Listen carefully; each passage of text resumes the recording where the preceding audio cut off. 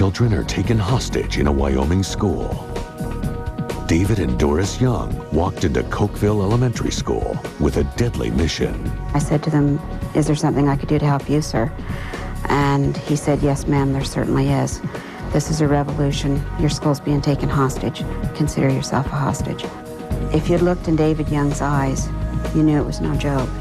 They're heavily armed, and a bomb is wired to David Young's body. He said the bomb was capable of blowing up the entire building. He said it will level this whole building and everyone in it. The hardest part of the whole thing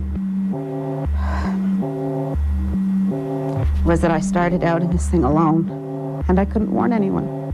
The Youngs took Christine to the first grade classroom at gunpoint.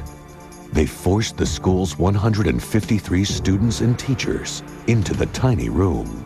He said, "This is a revolution. I'm holding you hostage." And one of the girls in my class just went hysterical. He demanded a ransom of $2 million for each hostage. With police and parents waiting helplessly outside the school, the tension inside the classroom increased. We had children sick to their stomach, crying, you know, and asking their teachers, "Why can't we go home? I want to go home." Young put down tape in the shape of a square. He and Doris sat inside it. He said if anyone else stepped into the square, he would set off the bomb. Although he was acting more disturbed, the children became calmer. It was just like this total peace and this comforting feeling just touched everybody. I guess you could explain it as peace. Always, you know, that nothing could happen to us. It was just a feeling just to be relaxed and not to worry that you'll make it through it. Then the bomb went off. The room was almost instantaneous black, and we had teachers over there that were grabbing kids, trying to get them out through the classroom windows.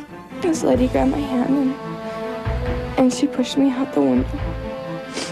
And I don't know if I would have made it out because I was too afraid to move. That was the most frightening experience. Not knowing how many had left, if any, and my classmates. Somehow, the bombers were the only ones to die. And I heard Mr. Moore and a whole bunch of people would start yelling, you know, "We're all here, we all counted, we're all here." It was a great moment. We were very happy we were all alive. Then, the children started to tell strange accounts of how they survived. And I could see my youngest daughter, Katie, sitting on the ground, and she told me, "Mommy, the angel saved us." I just kind of looked up and I saw this woman, and she told me that to listen to my brother and everything would be okay. And I looked up again and she wasn't there anymore. And then my brother came over and he told me to stay by the window and everything would be okay. And he walked back across the room and that's when the bomb went off. Several weeks later, Katie was surprised when she opened her mother's old locket. Inside, a photograph of her grandmother. My mother had passed away when I was 15 and a half years old. And I had very few pictures of her. She looked at this woman in this locket and said, "That's who she is. That's the woman that helped me." But Katie had never seen her grandmother. When I saw the photo, they told me that she died, and I came to the realization that she had been sent to help me and that she was my guardian angel. Other children started to come forward with similar accounts. I did not want my own son, flesh and blood, going around saying that he saw an angel. To get to the truth, Hartley applied police techniques to his son Nathan.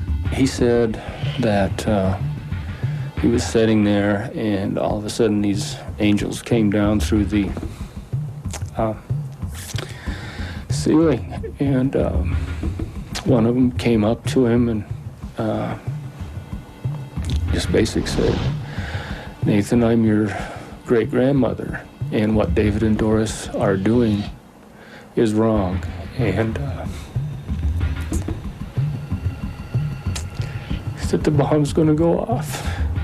Hartley showed his son a picture of his great-grandmother's. He says, "That's her." He says, "That's my guardian angel."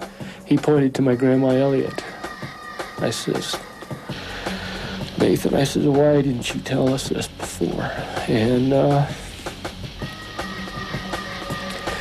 he just looked at me and he says, Dad, you wouldn't believe me. Bomb experts said the explosion should have destroyed the entire classroom and everyone in it. Should have been 160 people dead. But someone or something saved the hostages' lives. A videotape made after the blast reveals a strange image burned into the wall.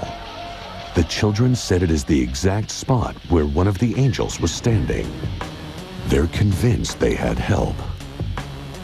That was a sign showing us, that yes, this was a miracle. Be grateful. I think there probably were angels in the room when the bomb went off.